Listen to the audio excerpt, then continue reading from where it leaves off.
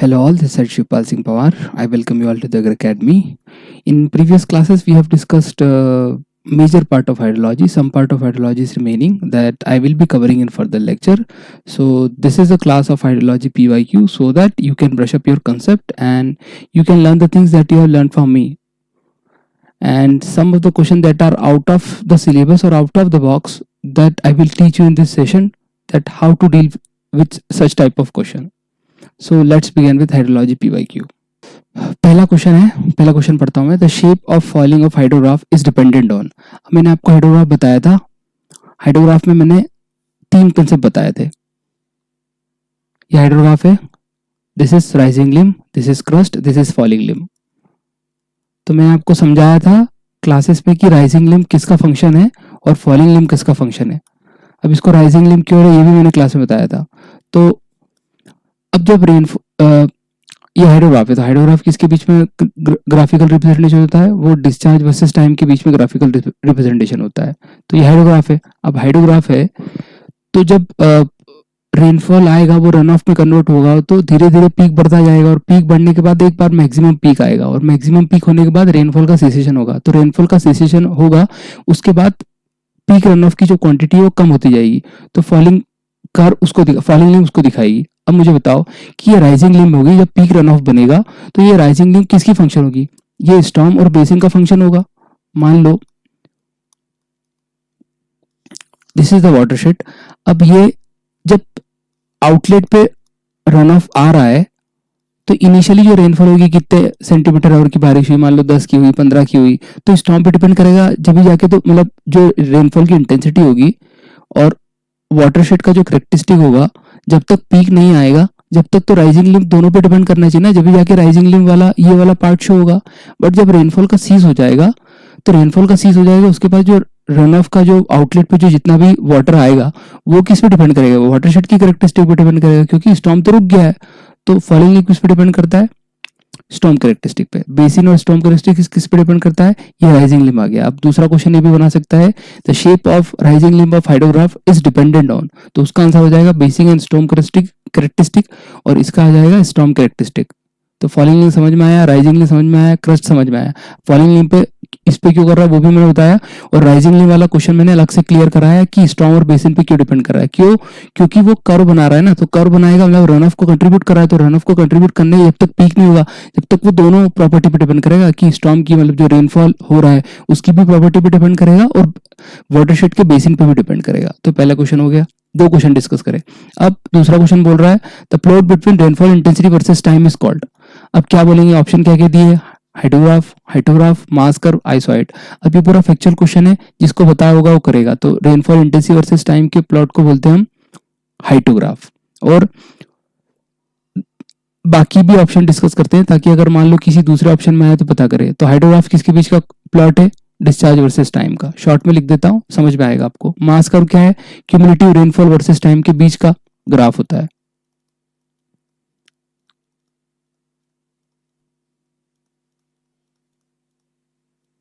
और आइसोइड माने क्या होता है? Line joining points of equal rainfall.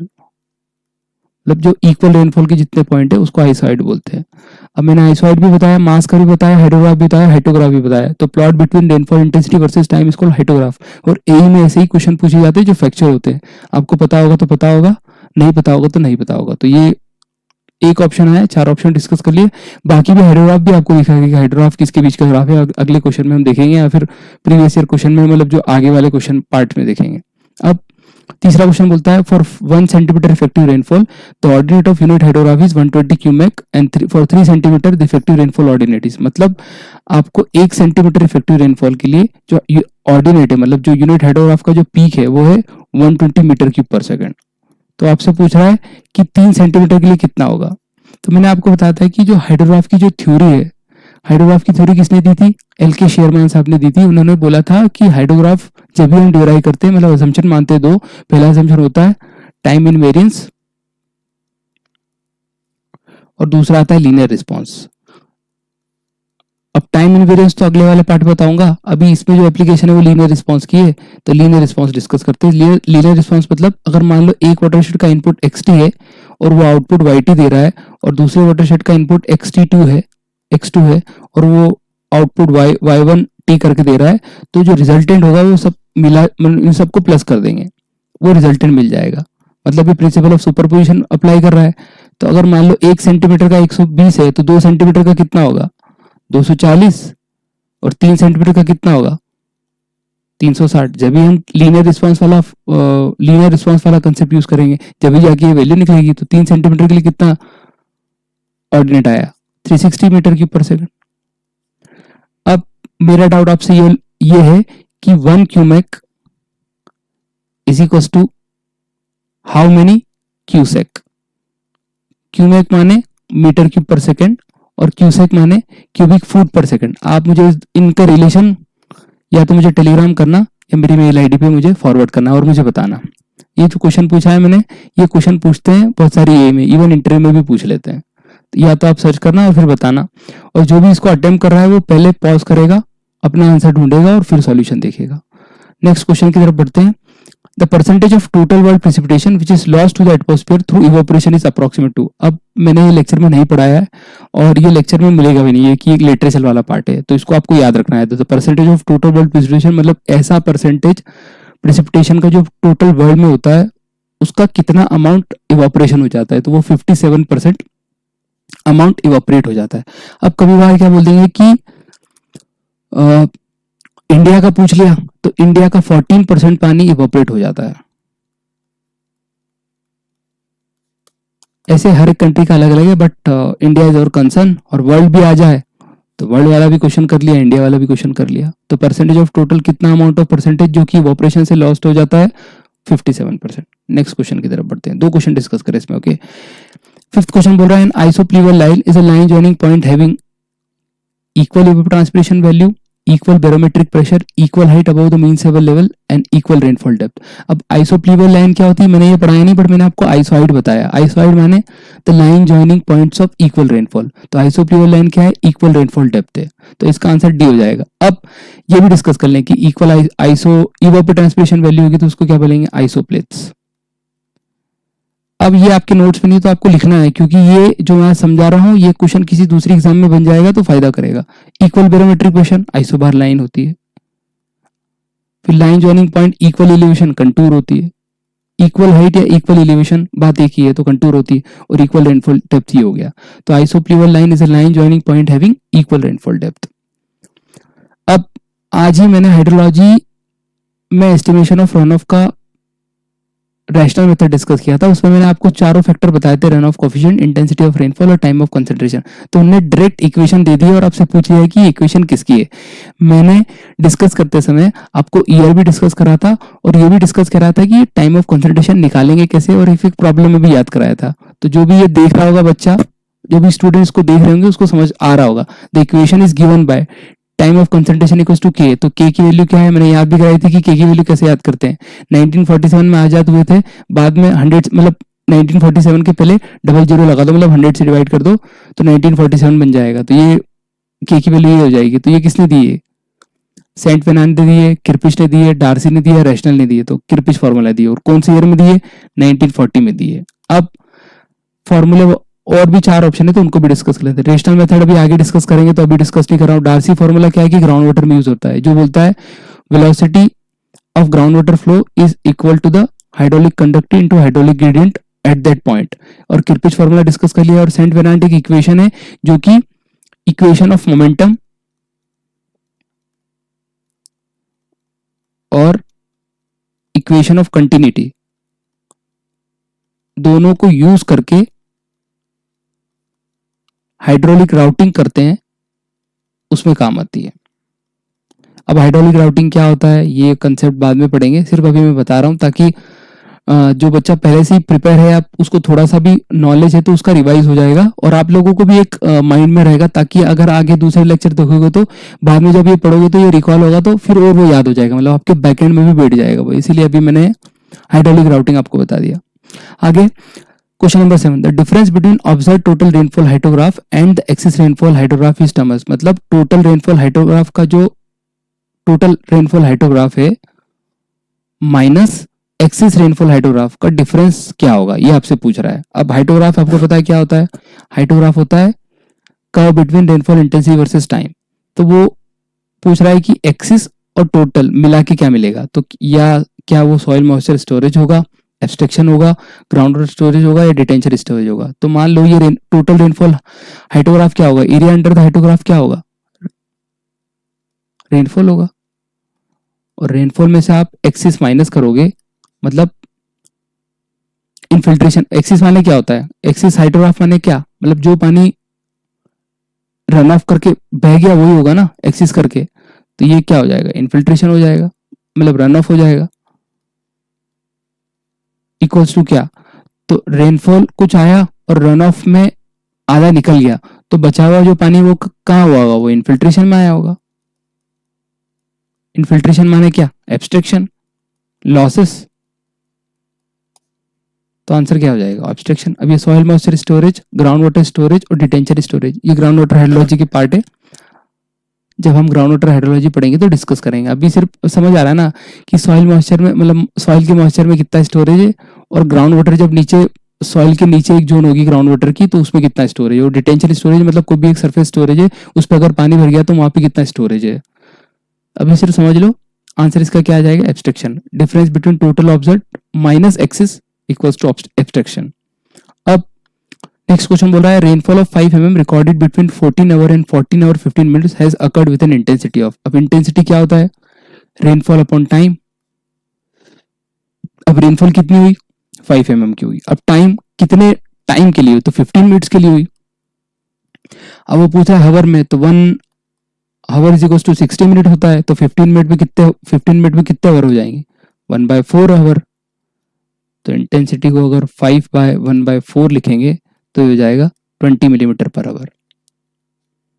तो आंसर क्या आ जाएगा, 20 मिलीमीटर पर आवर। ये क्वेश्चन डिस्कस कर रहे हैं, सारे ए के क्वेश्चन डिस्कस कर रहे हैं, और कुछ दूसरे एग्जाम में जैसे ARS हो गया, नाबार्ड हो गया, या फिर जूनियर इंजीनियर एग्जाम्स हो गए, ये सारे मिक्स क्वेश्चन मैंने आपके साथ डिस्कस करे हैं ताकि पता लगे कि लेवल कैसा है, हमने जो पढ़ा है, जो हमने इनपुट दिया उसका आउटपुट हमारे MCQ में यूटिलाइज हो रहा है कि नहीं हो रहा है।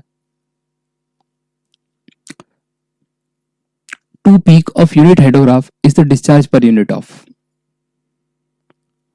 एक्चुअली 2 नहीं आएगा यहाँ पे, ये लिखा है द पीक, ये 2 की जगह द आएगा, वो मिस प्रिंट हो गया होगा पीपीटी बनाते वक्त। तो the peak of unit hydrograph is the discharge per unit. अब यूनिट हाइड्रोग्राफ की डेफिनेशन क्या है, यूनिट हाइड्रोग्राफ की डेफिनेशन ये है कि जब 1 सेंटीमीटर एक्सिस रन ऑफ होगा या एक्सिस रेनफॉल गिरेगा, तो वो जो रन ऑफ होगा वो यूनिट हाइड्रोग्राफ से रिप्रेजेंट करेंगे। मतलब डिस्चार्ज अपॉन टाइम हम रिप्रेजेंट करते ना, तो 1 सेंटीमीटर का एक्सिस जो रेनफॉल हुआ या एक्सिस रन ऑफ हुआ वो यूनिट हाइड्रोग्राफ को रिप्रेजेंट करेगा। तो इसमें देख लो, discharge per unit of total rainfall होगा, वाटरशेड एरिया होगा, रेनफॉल ड्यूरेशन होगा और रेनफॉल एक्सिस होगा। तो रेनफॉल एक्सिस होगा answer.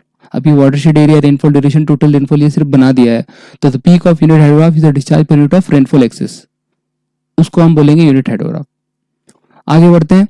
The formula Q peak is equal to CIA is used to estimate. अब मैं क्लास पढ़ाते वक्त में बोल रहा था कि फॉर्मूला डायरेक्ट लिख देते हैं और पूछ लेते हैं कि ये फॉर्मूला किसका है। तो मैंने जब आपने क्लास देखी होगी तो अभी फट से इसका आपके माइंड में क्लिक हो रहा होगा। तो ऑप्शन क्या दिया, peak flow rate of run off, average flow rate of run off, cumulative flow of run off, instantaneous rate of run off. तो रैशनल मेथड का फॉर्मूला दिया है, तो रैशनल मेथड बोलता है कि Q peak is equal to CIA, इसमें C is the runoff coefficient, I is the intensity of rainfall and A is the area of watershed। तो ये किसका ऊपर, ये आंसर, ये फॉर्मूला किसका दिया है, रैशनल मेथड का। तो रैशनल मेथड किसके लिए यूज करते हैं, peak rate of run of निकालने के लिए।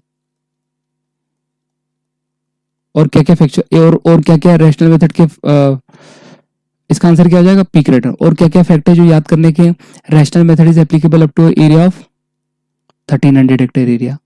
दूसरा, रैशनल मेथड में असम्पशन क्या है कि जो रेनफॉल इंटेंसिटी है वो टाइम ऑफ कंसंट्रेशन के एटलीस्ट इक्वल होनी चाहिए या ज्यादा होनी चाहिए। दूसरा, यूनिफॉर्म इंटेंसिटी होनी चाहिए, ये असम्पशन है। तो देखो, हमने 4 फैक्टर रैशनल मेथड का डिस्कस कर लिए, कि इसका फॉर्मूला डिस्कस कर लिया, एप्लीकेबिलिटी डिस्कस कर लिया और इसके असम्पशन डिस्कस कर लिए। रैशनल मेथड रिवाइज हो गया पूरा। अब एवरेज फ्लो, अब इसमें याद करने, इसमें मतलब ऑप्शन समझने की जरूरत नहीं, क्योंकि उसने ऑप्शन बना दिया, ऐसा कोई कंसेप्ट नहीं ऑप्शन का, इसीलिए ऑप्शन डिस्कस नहीं कर रहा हूँ। आगे, the most accurate method of averaging precipitation over an area. अब मैंने प्रेसिपिटेशन को पॉइंट रेनफॉल से एवरेज रेनफॉल में कन्वर्ट करने के लिए 3 मेथड बताए थे आपको। कौन कौन से मेथड, पहले ऑप्शन देख लेते हैं। Arithmetic averaging, Thiessen polygon, grid point और आइसोआइटल। मैंने आपको 3 मेथड दिखाए थे, कौन कौन से? अर्थमेटिक,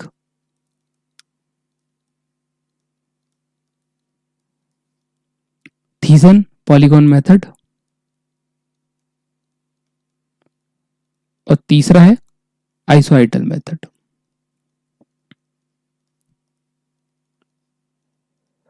तो अर्थमेटिक वाला मेथड हमने क्या किया था कि जितने भी, मान लो दिस इज द वाटरशेड, तो यहाँ पे रेन गेज स्टेशन लगा है 1 2 3 4, तो जितने भी रेन गेज स्टेशन पे जितना भी जो रेनफॉल गिनेगा यहाँ पे जो रिकॉर्ड होगा उन सबको ऐड करके डिवाइड बाय जितने भी रेन गेज स्टेशन है और हम पी नेट निकालेंगे, पी एवरेज निकालेंगे। थीसन पॉलीगॉन में हम क्या करते हैं कि रेन गेज स्टेशन को एक बाउंड्री पे मार्क करते हैं, फिर ट्रायंगल्स बनाते हैं और ट्रायंगल्स बनाने के बाद उनका परपेंडिकुलर बाइसेक्टर खींचते हैं और परपेंडिकुलर बाइसेक्टर बनाने के बाद वो सारे कुछ एक सब मतलब कुछ पॉलीगॉन को कंप्राइज करेंगे और वही पॉलीगॉन उनका वेटेड एरिया हो जाएगा और फिर हम पी नेट निकालेंगे। अब इसका फॉर्मूला डिस्कस कर रहा हूँ, बाकी थ्योरी तो मैंने क्लास में बताई है। तो फॉर्मूला क्या होता है? P average is equals to P1A1 plus P2A2 up to PNAN upon A1 up to AN। ये पी एवरेज का प्रेसिपिटेशन हो गया थीसन पॉलीगॉन मेथड का। आइसोआइटल मेथड का क्या है? आइसोआइटल मेथड में क्या होता है कि हम आइसोहाइट एक वाटरशेड में ड्रॉ करते हैं। आइसोहाइट माने ऐसे पॉइंट्स जिनका इक्वल रेनफॉल होता है। मतलब दिस इज द वाटरशेड, तो ये आइसोहाइट मैंने ड्रॉ किया, तो आइसोहाइट मान लो 80 सेंटीमीटर का ड्रॉ किया या 100 सेंटीमीटर का, तो इस वाटरशेड पे कोई भी ऐसा पॉइंट लोगे ना, सब पे इक्वल रेनफॉल होगी। तो ये सारे आइसोहाइट ड्रॉ किया और ये एक पर्टिकुलर एरिया में होगा, A1 A2 A3 ऐसे बहुत सारे एरिया होंगे ना, तो ऐसे एरिया में होगा, तो ये सारे इनके एरिया हो जाएंगे आइसोहाइट के अलॉन्ग में। तो ये सारे इनका आइसोहाइट हो जाएंगे और फिर कैलकुलेट करेंगे। तो इसका पी एवरेज का मेथड में पी एवरेज कैसे निकालते हैं? इसमें वेटेड एवरेज है P1 plus P2 upon 2 into A1, P2 plus P3 by 2 into A2 up to Pn तक जाता है, मतलब Pn minus 1 plus Pn upon 2 into AN, और ये यहाँ तक जाता है A1 अप टू AN। तो इसमें बेस्ट मेथड कौन सी है? बेस्ट मेथड आइसोआइटल मेथड है, इसीलिए यहाँ पे पूछ रहा है the most accurate method of averaging precipitation over area. अब बेस्ट मेथड आइसोआइटल मेथड क्यों है? क्योंकि ये मेथड अप्रोक्सीमेट मतलब रिजल्ट अच्छे देती है जब रेन गेज का डेंसिटी बहुत ज्यादा हो या रेन गेज का नेटवर्क बहुत हो, जब ये रिजल्ट एक्यूरेट देती है। और इसमें हम वेटेड प्रेसिपिटेशन वाला कंसेप्ट लगाते हैं और हर एक पॉइंट को कंसीडर कर रहे हैं ना कि वाटरशेड में कि हर एक पॉइंट का आइसोहाइट बना रहे हैं और फिर वेटेड प्रेसिपिटेशन वाला फैक्टर एरिया कंसीडर कर रहे हैं, तो ये बेस्ट मेथड होती है आइसोहाइटल। फिर इसके एरिया होते हैं कि ये 50 किलोमीटर स्क्वायर एरिया पे अच्छा रिजल्ट देती है, फिर ये 50 से 500 तक देती है, और ये फिर 500 से मतलब ये 500 से 5000 रहती है, और ये ग्रेटर देन 5000 किलोमीटर स्क्वायर पे होती है।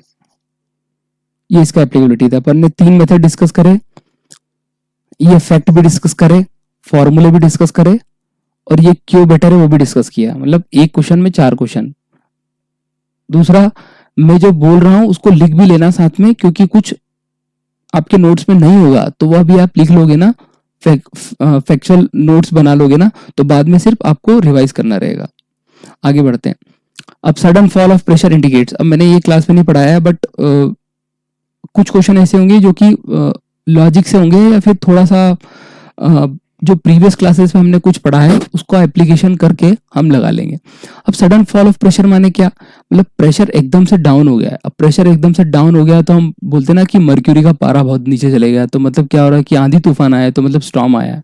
तो sudden fall of pressure indicates storm. It does not indicate rain, it does not indicate fair weather, it does not indicate cold wave.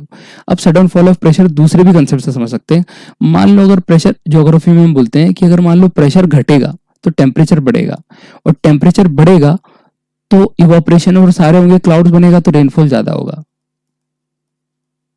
और मान लो प्रेशर बढ़ता है तो टेम्परेचर कम होता है, तो वहां पे कोल्ड रीजन होता है, वहां पे रेनफॉल होता ही नहीं है, नो रेनफॉल। ये ज्योग्राफी वाला कंसेप्ट है, तो उससे भी पता कर सकते हैं कि अगर मान लो सडन फॉल ऑफ प्रेशर हुआ तो मतलब क्या हुआ? रेनफॉल हुआ। रेनफॉल माने स्टॉर्म हुआ। आगे बढ़ते हैं। लाइन ऑफ, अभी मैंने डिस्कस किया था ना आपसे कि इक्वली ट्रांसपिरेशन वैल्यू को क्या कहते हैं, इक्वल आइसोमेट्रिक लाइन को क्या करते हैं, आइसोबारिक प्रेशर सेम होता है तो क्या कहते हैं, तो अब पूछ लिया ने डायरेक्ट। तो लाइन अभी अपन ने 3 मेथड डिस्कस करी थी आइसोहाइट, तो उसमें भी मैंने बताया था। तो line of equal rainfall are called isohyets, isothermal, contour और आइसोथाइटल। तो क्या बोलते हैं उसको, आइसोहाइट्स बोलते हैं। आइसोथर्मल माने the line having same temperature.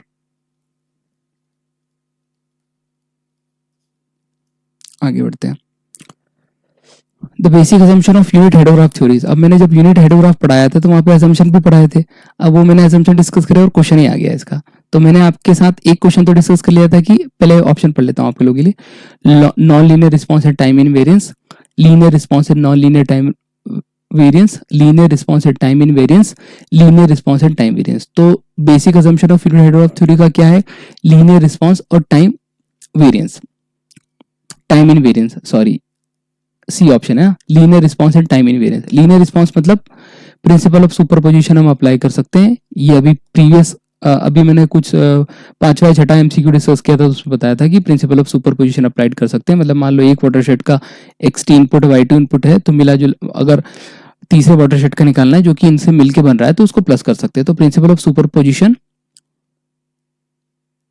Can be applied. दूसरा टाइम इनवेरियंस। टाइम इनवेरियंस मतलब मान लो अभी 10:30 बज रहे हैं, तो 10:30 बजे कुछ रेनफॉल हुई, मान लो 120 mm की रेनफॉल हुई, तो वो 4:30 पे रेनफॉल हुई, तो वो रेनफॉल इतनी ही होगी। किसी भी टाइम पे गिन रहे हैं ना, तो irrespective of eight which time rainfall is occurring, अगर वो सेम इंटेंसिटी की हो रही है तो वो same amount of run of contribute करेगी। मान लो इसमें भी 120 mm की होगी तो वो same amount of run of contribute करेगी। मतलब time is not a concern, जितना रेनफॉल हो रहा है तो वो उतना ही रन ऑफ को कंट्रीब्यूट करेगी। तो लीनियर रिस्पॉन्स और टाइम इनवेरियंस, ये बेसिक असम्पशन है यूनिट हाइड्रोग्राफ। अब यूनिट हाइड्रोग्राफ थ्योरी किसने दिया था, इसके फैक्ट डिस्कस कर लेते हैं। एल के शेयरमान साहब ने, एल के शेयरमान साहब ने यूनिट हाइड्रोग्राफ दिया था। और यूनिट हाइड्रोग्राफ किसके बीच, मतलब यूनिट हाइड्रोग्राफ होता क्या है, डिस्चार्ज वर्सेस टाइम के बीच का हाइड्रोग्राफ है। और इसमें जो इफेक्टिव रन ऑफ होता है वो कितना होता है, 1 सेंटीमीटर एक्सिस रन ऑफ होता है। मतलब एक्सिस रेनफॉल हो गया, एक्सिस रन ऑफ बोल सकते हैं इसमें। फैक्ट डिस्कस कर लिए, असम्पशन डिस्कस कर लिए, असम्पशन का मीनिंग भी डिस्कस कर लिया। आगे क्वेश्चन है, the stream in which flow is continued throughout the year is called ephemeral stream, perennial stream, intermediate stream या स्प्रिंग। तो ऐसी स्ट्रीम जो कि पूरे throughout the year flow करती है उसको बोलते हैं पेरिनियल स्ट्रीम। पेरिनियल माने ही होता है कि जो हर साल मतलब थ्रू आउट द ईयर चलता रहे।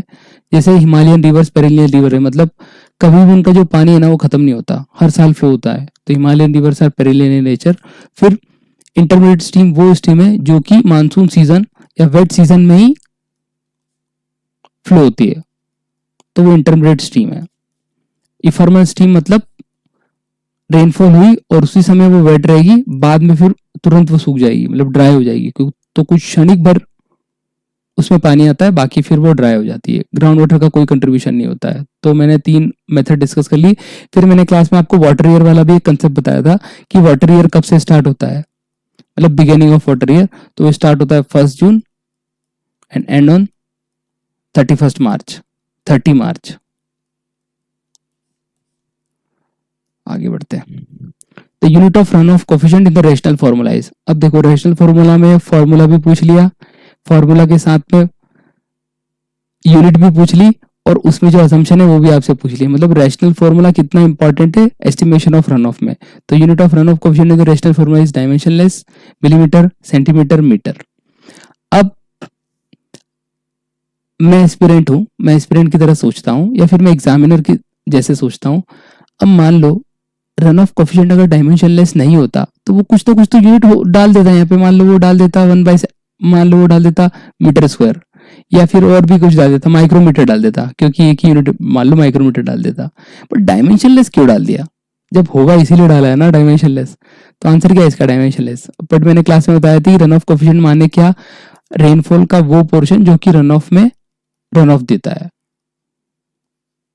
तो वो रन ऑफ कोफिशिएंट होता है। दूसरा, इसमें मैंने वेटेड एरिया वाला भी याद किया था कि अगर अलग अलग वाटरशेड है तो वेटेड एरिया ऑफ कोफिशिएंट कैसे निकालेंगे, C1A1 plus C2A2 up to CNAN और total area of watershed AN। फिर मैंने आपको बोला था कि ये डायमेंशनलेस है तो कभी कभार प्रॉब्लम में क्या करता है कि रन ऑफ आपको मीटर क्यूब में दे देगा, और जो रेनफॉल है वो मीटर में दे देगा। तो डायरेक्ट मल्टीप्लाई नहीं करना है, दोनों को मीटर में कन्वर्ट करना है और फिर रन ऑफ कोफिशिएंट निकालना है। अब इसको मीटर क्यूब से मीटर में कैसे बनाओगे, एरिया से डिवाइड करके मीटर में बन जाएगा। ठीक है, आगे बढ़ते हैं। देखो रैशनल मेथड का कितना इंपॉर्टेंस है, वापिस से क्वेश्चन आ गया उसका। In rational method QP is equal to CIA upon 360 the value of rainfall intensity is express. मतलब रैशनल मेथड का फॉर्मूला होता है QP is equal to CIA, but अगर CIA अपॉन 360 हो गया तो इसमें इंटेंसिटी की यूनिट क्या है, क्या वो मिलीमीटर पर आवर में है, सेंटीमीटर पर आवर में है, मीटर पर सेकंड में है या मीटर पर आवर में। तो अगर मान लो किसी स्टूडेंट को नहीं पता है कि मुझे मान लो SI यूनिट में दिया है ना, SI यूनिट क्या होता है, QP is equal to CIA, मतलब इसमें QP निकलेगा वो मीटर क्यूब पर सेकंड में निकलेगा, और इंटेंसिटी और दोनों SI यूनिट में यूज करेंगे, मतलब इसमें इंटेंसिटी मीटर पर सेकंड में यूज करिए और इधर एरिया मीटर स्क्वायर में यूज करिए किया है। तो अब मान लो पहला ऑप्शन ले लो, अब इसमें टाइम लगेगा, अगर आपको याद होगा तो फटाफट से हो जाएगा और ये 1 सेकंड का भी क्वेश्चन नहीं है, बट अगर आपको याद नहीं होगा, आपने याद नहीं किया होगा तो ये आपका टाइम ले लेगा। तो आप इसको अब कन्वर्ट करो, इंटेंसिटी को मिलीमीटर पर आवर में रखो। तो इंटेंसिटी को मिलीमीटर पर आवर में रखेंगे तो 1 metre is equal to how many millimetre, 10⁻³ millimetre. अब 1 आवर में कितने सेकंड होते हैं, 3600 सेकंड में, 3600 सेकंड, तो 1 सेकंड में कितना हो जाएगा, तो सेकंड को आवर में कन्वर्ट कर लो, तो 1 सेकंड इज इक्वल टू 1/3600, यहाँ पे आवर हो जाएगा। अब एरिया मीटर स्क्वायर में, तो 1 hectare is equal to 10⁻⁴ metre square होता है, तो 1 मीटर स्क्वायर को कितना हो जाएगा, 1/10⁴ हेक्टर। तो यहाँ पे रखो 1/10⁴ हेक्टर। तो अब इसको सॉल्व करोगे तो कि जो क्यूपिक बनेगा वो बनेगा CIA अपॉन 360। तो इंटेंसिटी कितने में हो जाएगी, इंटेंसिटी हो जाएगी मिलीमीटर पर में, और एरिया भी पूछ लेगा, सेम दूसरा क्वेश्चन रिपीट कर लेगा कि एरिया किस में होगा, इसमें QP equals to CIA upon 3, तो एरिया इसमें हेक्टर में होगा। तो 2 क्वेश्चन डिस्कस किए, तो इसका आंसर क्या हो गया, मिलीमीटर पर hour. Next question, in a watershed the number of non recording rain gauge is installed as. पहला ऑप्शन है 10, 20, 90% of total estimated rain gauge station और 5। अब मुझे मान लो नहीं पता है, तो ये जो अजीब सा समझाने के लिए मुझे दे दिया है, ये किसके लिए दिया है, ये आंसर होगा इसीलिए दिया होगा ना। ये दिस इज नॉट, मतलब ये मैं ये नहीं बता रहा हूँ कि ऐसे आंसर निकालने हैं, मैं बता रहा हूँ कि मान लो अगर नहीं आया, मतलब मान लो मुझे मारना ही है, मुझे समझ आ रहा है कि 20 मतलब 90-80 में मैं कंफ्यूज हूँ, 90 या 10 में कंफ्यूज हूँ, तो मुझे आंसर लगाना ही है और मेरी प्रोबेबिलिटी मुझे बढ़ाना है, तो मैं इस पे जाऊंगा। तो इसका आंसर क्या है, 90% of total estimated rain gauge station. आप समझ भी रहते हैं कि ये क्यों है। तो मैंने आपको रिकॉर्डिंग और नॉन रिकॉर्डिंग रेन गेज पढ़ाया था, तो जो नॉन रिकॉर्डिंग रेन गेज होते हैं, मतलब नॉन रिकॉर्डिंग रेन गेज होते हैं, वो 90% रिकमेंड करते हैं कि मतलब आप 90% नॉन रिकॉर्डिंग रेन गेज लगाओ और 10% रिकॉर्डिंग रेन गेज लगाओ। तो ये सब बोलते हैं। फिर मैंने आपको नॉन रिकॉर्डिंग में याद कराया था कि नॉन रिकॉर्डिंग में साइमन होता है, फिर साइमन को याद कराने के लिए मैंने एक मेथड बताया था कि इधर 9 आ रहा है तो ये नॉन रिकॉर्डिंग है। फिर रिकॉर्डिंग में 3 बताए थे मैंने आपको, मैं आपको सिर्फ याद करा रहा हूँ अभी, ओके। रिकॉर्डिंग मैंने आपको 3 बताया, वेइंग, टिपिंग, फ्लोट। IMD कौन सा यूज करता है, फ्लोट करता है, और स्टैंडर्ड कौन सा यूज करते हैं, फ्लोट, साइफन टाइप। तो हो गया है। Next question, the diameter of rainfall character in non recording type rain gauge. अब नॉन रिकॉर्डिंग टाइप रेंज में मैंने डायमीटर भी डिस्कस किया था, हाइट भी डिस्कस किया था, फिर अगले में बोला था कि इसका डायमीटर इसका हाइट बन जाता है रिकॉर्डिंग में। तो नॉन रिकॉर्डिंग रेन गेज क्या होते हैं, नॉन रिकॉर्डिंग वो रेन गेज होते हैं जो टोटल रेनफॉल अमाउंट एक पर्टिकुलर डे में कितना उनने कैलकुलेट करते हैं, मतलब कितना मेजर किया है, तो मतलब 1 डे में कितना रेनफॉल अमाउंट उन्होंने मेजर किया है, वो नॉन रिकॉर्डिंग रेन गेज बताते हैं। They will not tell the rainfall amount, they will not tell us about the rainfall amount, about rainfall intensity. Rainfall amount तो ये बता देंगे, बट रेनफॉल इंटेंसिटी ये नहीं बता पाएंगे। फिर ड्यूरेशन ऑफ रेनफॉल, मतलब कितनी वजह से ड्यूरेशन ऑफ रेनफॉल, मतलब मान लो 8 से 10 पे कितने बारिश हुई, या 10 से 15 में कितनी बारिश हुई, या 10 से 3 बजे तक कितनी बारिश हुई, ये नहीं बता पाएंगे। ये वाला काम कौन करेगा, ये वाला काम करेंगे recording type of rain gauge, इसीलिए इनका नाम रिकॉर्डिंग टाइप लिखा है। क्लास में मैंने आपको फोटो भी बताया कि कैसे दिखते हैं, फिर ड्रम माउंटेड होता है, पेन मैकेनिज्म कैसे कनेक्टेड होता है, ये मैंने आपको सिखाया है। तो ये रिकॉर्डिंग टाइप की तो diameter of rainfall collected in non recording type rain gauge. अब जरूरी नहीं है कि मुझे नॉन रिकॉर्डिंग के बारे में बताया तो मैं पूरा सॉल्व कर लूंगा, नहीं, इसके लिए मुझे कुछ फैक्ट याद करने पड़ते हैं। तो डायमीटर क्या होता है, पहला ऑप्शन है 8 सेंटीमीटर, 13.5 सेंटीमीटर, 12.7 सेंटीमीटर और 30 सेंटीमीटर। तो इसका आंसर है 12.7 सेंटीमीटर। अब ये 30 भी दिया है और जब पढ़ते हैं तो अपन 12.7 और 30 दो फैक्ट्स पढ़ते हैं, तो ये हाइट डायमीटर कितना हो जाएगा 12.7 सेंटीमीटर और हाइट हो जाएगी 30 सेंटीमीटर। अब अगर मैंने सिर्फ पढ़ लिया हो, मैंने अच्छे से ऑब्जर्व नहीं किया है, अच्छे से रिकॉलिंग नहीं करी है, तो मैं इन दोनों में कंफ्यूज हो जाऊंगा और 30 मार दूंगा।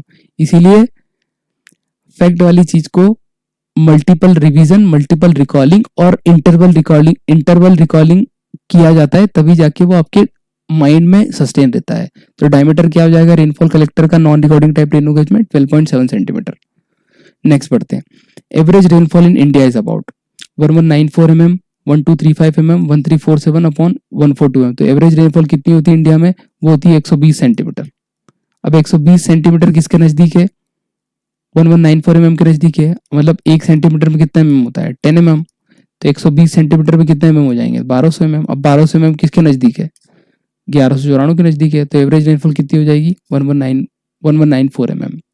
अब कभी कभार क्या पूछता है आपसे कि एवरेज रन ऑफ कितना होता है,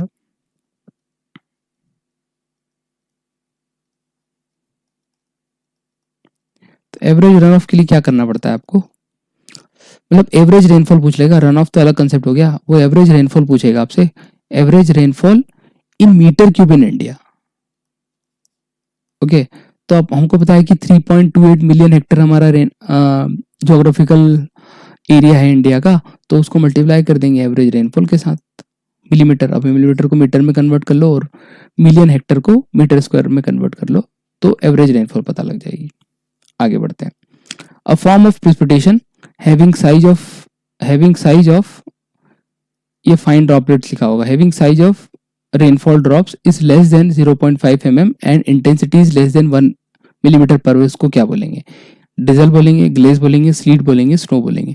तो मैंने आपको क्लास में बताया था कि जनरली जो रेनफॉल का जो साइज होता है वो 0.5 से 6 mm तक जाता है, 6 mm मैक्सिमम है, 0.5 से कम है। तो मान लो रेनफॉल बहुत मध्य हो रही है, तो वाला फॉर्म 0.5 mm से भी बहुत छोटी छोटी बूंद नीचे आ रही है, तो वो वाला जो फॉर्म होता है ना वो ड्रिजल का फॉर्म होता है। और ड्रिजल में जो रेनफॉल की इंटेंसिटी होती है ना, ड्रिजल में जो रेनफॉल की इंटेंसिटी होती है वो भी कम होती है, जो स्पेसिफिक अमाउंट है, मतलब वो 1 मिलीमीटर पर आवर से कम होती है। तो इसका आंसर क्या हो जाएगा ड्रिजल। अब 4 ऑप्शन वो भी देख लेते हैं, ग्लीस, स्लीट और स्नो। स्नो आपको पता है आइस क्रिस्टल्स होते हैं, और आइस का फॉर्म जो प्रेसिपिटेशन के फॉर्म में होता है वो स्नो होता है। और स्लीट माने स्नो और रेन एक साथ होती है, ये वेस्टर्न कंसेप्ट है। ग्लेज माने क्या होता है कि रेनफॉल आ रही है और यहाँ पे रेनफॉल को मान लो 10 डिग्री या 5 डिग्री टेम्परेचर है, और जैसे ही ग्राउंड पे आई तो ग्राउंड का जो टेम्परेचर है 0 डिग्री है। तो अब यहाँ पे क्या है कि वाटर के फॉर्म में आ रही है, वो 0 डिग्री में आएगी तो फेज चेंज करके यहाँ पे क्या बना लेगा, आइस क्रिस्टल्स बना लेती है, तो उसको क्या बोलते हैं, ग्लेज बोलते हैं। अब ड्रिजल भी डिस्कस किया, ग्लेज भी डिस्कस किया, स्लीट भी डिस्कस किया, स्नो भी डिस्कस किया। और एक फैक्ट इसमें होता है कि जो स्नो है ना उसका डेंसिटी कितना होता है 0.1 ग्राम पर सेंटीमीटर क्यूब या ग्राम पर CC. Next, what is the value of light rainfall intensity in millimetre पर आवर, लेस देन 2.5, 2.5 से 7.5, मोर देन 7.5, लेस देन 7.5। तो लाइट रेनफॉल इंटेंसिटी का जो मतलब प्रेसिपिटेशन जब रेनफॉल में कन्वर्ट होता है तो उसकी इंटेंसिटी होगी, लाइट रेनफॉल की इंटेंसिटी लाइट कब हुई, मॉडरेट कब हुई, हाई कब। तो लाइट जब होती है जब लेस देन 2.5 मिलीमीटर पर होता है, मॉडरेट जब होती है जब 2.5 से 7.5 मिलीमीटर पर होता है, और ग्रेटर देन 7.5 सेंटीमीटर मिलीमीटर पर आवर में ये हैवी रेनफॉल इंटेंसिटी होती है। तो आपसे अगली बार क्या पूछ सकता है वो कि what is the value of heavy rainfall intensity in millimetre पर हो, तो वो मोर देन 7.5 हो जाएगी। या मॉडरेट पूछ लिया और लेस देन तो पूछ ही लिया लाइट रेनफॉल इंटेंसिटी का, तो लेस देन की वैल्यू क्या होगी, मतलब value of light rainfall intensity की वैल्यू क्या होगी, लेस देन 2.5 सेंटीमीटर। अब मैंने है ना आपके साथ 22 क्वेश्चन डिस्कस कर रहे हैं, 22 मतलब ये 20 रिपीट हो गया इसमें, तो 22 क्वेश्चन डिस्कस कर रहे हैं और 22 के साथ में हर एक ऑप्शन डिस्कस किया, मतलब मिला जुला के मैंने आपके साथ अभी मैंने टॉपिक ही हाइड्रोलॉजी के 10 सब पार्ट्स पढ़ाए हैं, और उसमें ही मैंने 20 क्वेश्चन के 80 क्वेश्चन आपके साथ डिस्कस कर लिए हैं। अब क्या करेंगे आप कि आपने लेक्चर देख लिया है और ये एमसीक्यू वाला सेशन भी आप देखेंगे।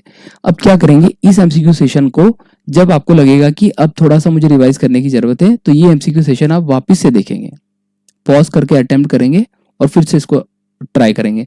तो क्या होगा कि वो वापस से रिकॉल होगी चीजें, तो जो रिवीजन की जरूरत भी नहीं पड़ेगी और लॉन्ग टर्म तक सस्टेन रहेगा और प्रैक्टिस भी अच्छी होगी। तो ये आप करेंगे और आगे हम हाइड्रोलॉजी के कुछ पार्ट जो बच गया वो मैं कंप्लीट करूंगा और नया चैप्टर स्टार्ट करेंगे। Thank you, have a nice day.